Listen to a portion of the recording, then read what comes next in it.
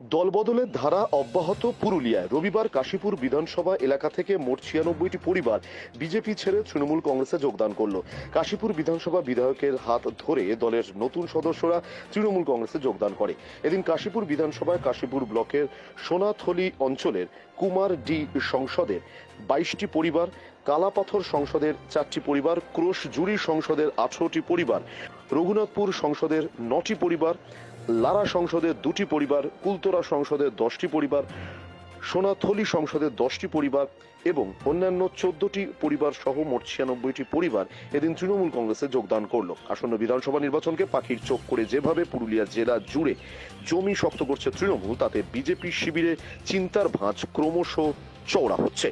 Sujoy Thapar report, Bengal voice 24x7। তাই আজকে সোনাথলি অঞ্চলের কুমোরডি সংসদ থেকে ২২টি পরিবার তৃণমূল কংগ্রেসে যোগ দিলেন। রঘুনাথপুর পাবড়া ২ নম্বর সংসদ থেকে ৯টি পরিবার তৃণমূল কংগ্রেসে যোগ দিলেন। আজকে কালাপাথর সংসদ ৪টি, কালাপাথর সংসদ থেকে ৪টি পরিবার বিজেপি ছেড়ে তৃণমূল কংগ্রেসে যোগ দিলেন। কুলতোড়া সংসদ থেকে বিজেপি ছেড়ে তৃণমূল কংগ্রেসে ১০টি পরিবার যোগ দিলেন।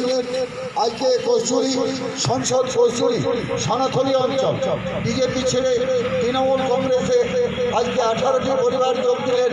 সোনাথলি অঞ্চলের সোনাথলি ১ নম্বর সংসদ 17টি পরিবার তৃণমূল কংগ্রেসে যোগ দিলেন। তারা সকলেই কিন্তু বিজেপি করতেন, বিজেপি ছেড়ে